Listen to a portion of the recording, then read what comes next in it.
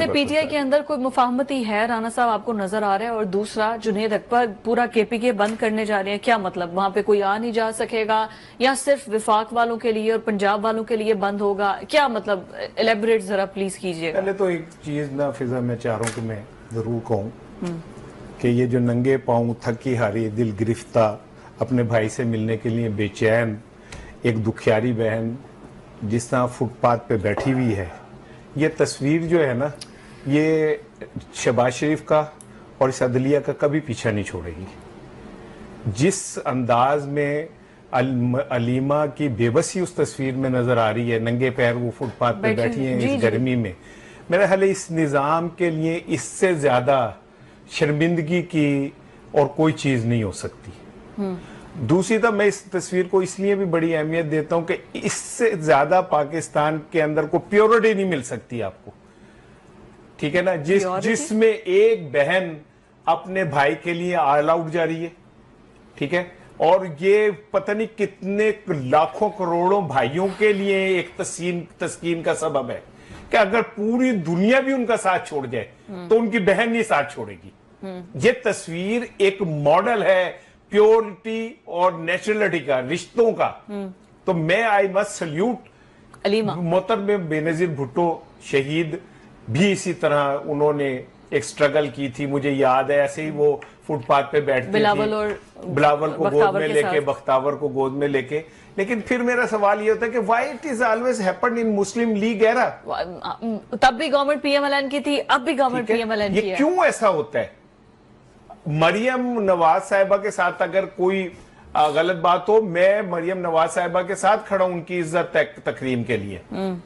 ٹھیک ہے نا، وہ عظمہ ہو، وہ مریم اورنگزیب ہو یا کوئی بھی ہو، اگر ان کے ساتھ کچھ ہو تو بطور خاتون میں ان کے احترام میں ان کے ساتھ کھڑا ہوں گا۔ جب نواز شریف کے سامنے ان کو ہتھ کڑیاں لگی تھی تب بھی میڈیا نے بڑی تنقید کی تھی۔ میں بولا ہوں، میں اپنے پروگرام میں کہتا ہوں غلط بات تھی، ٹھیک ہے نا، میں اپنے پروگرام میں کہتا ہوں کہ نہیں ہونا چاہیے تھا، لیکن یہ بھی نہیں ہونا چاہیے جو ہو رہا ہے۔ ہاں جی، یہ کون سی جمہوریت ہے؟ اور میں کہتا ہوں شرم سے ڈوب مرنا چاہیے پی ٹی آئی کی قیادت کو، ان لوگوں کو جو عمران خان بقول ذوالفقار راحت کے کہ عمران خان کا نام لے کے کروڑوں پتی ہو گئے لوگ، یوٹیوبرز ہوں، وہ وکلا ہوں، وہ سیاستدان ہوں، ٹھیک ہے، اس پارس کے ساتھ جو ٹکرایا وہ سونا بن گیا، ٹھیک ہے۔ آج ان کی بہن فٹ پاتھ کے اوپر اکیلی بے بسی کی تصویر بنی بیٹھی تھی، انہیں شرم سے ڈوب مرنا چاہیے، ٹھیک ہے نا، ان سب کو شرم سے ڈوب مرنا چاہیے۔ یہ جو ٹائیاں لگا کے اور بڑے گھورے چٹے بن کے اسکرینوں کے سامنے کھڑے ہوتے، اور پھر انہوں نے یہ کیا ہے عمران خان کو یار نقصان پہنچائیں گے؟ عمران خان تو صبح آپ اٹھتے ہیں اور رات سونے تک ایک ہی بندہ ڈسکس ہو رہا تھا، اٹ از عمران خان، ٹھیک ہے۔ لیکن سوال یہ پیدا ہوتا ہے، آج ابھی ذوالفقار صاحب کہہ رہے تھے، آپ نے بھی انٹرو میں کہا کہ بیرسٹر صاحب نے انہوں نے کہا ہے کہ عمران خان نے کہا کہ مذاکرات نہیں ہوں گے۔ لو ایسا سن لو کہ جڑا شیخ وقاص اکرم ہے، مرکزی سیکرٹری اطلاع صاحب جو ہیں، وہ کہتے ہیں کہ جی عمران خان نے 6 نکات کی ہدایت کی ہے، ان میں ایک نقطہ ہے کہ جی مذاکرات ہوں گے، ٹھیک ہے، ملک و قوم کے مفادات میں ہوں گے، میری اور بشرا بی بی کی رہائی کے لیے نہیں ہوں گے بلکہ پاکستان کے مفاد میں ہوں گے۔ دوسرا وہ کہتے ہیں کہ جی مائنز اور منرل بل جو ہے اس پہ سب زبان بند کر لیں، اس پہ صرف مجھے گنڈا پور آ کے بریف کرے گا اور جو کرے گا اس کے بعد میں فیصلہ کروں گا۔ تیسرا وہ کہتے ہیں کہ یہ جو آپس میں اختلافات کی باتیں اب اگر آواز آئی، میں آپ کو بتا دوں اگر اب ہوئی تو عمران خان کچھ لوگوں کو پارٹی سے نکال دیں گے، پہلی دفعہ ایسا ہوگا۔ چوتھا پوائنٹ وہ کہتے ہیں کہ جی کے پی کے ایک قرارداد لے کے آئے، جس قرارداد میں یہ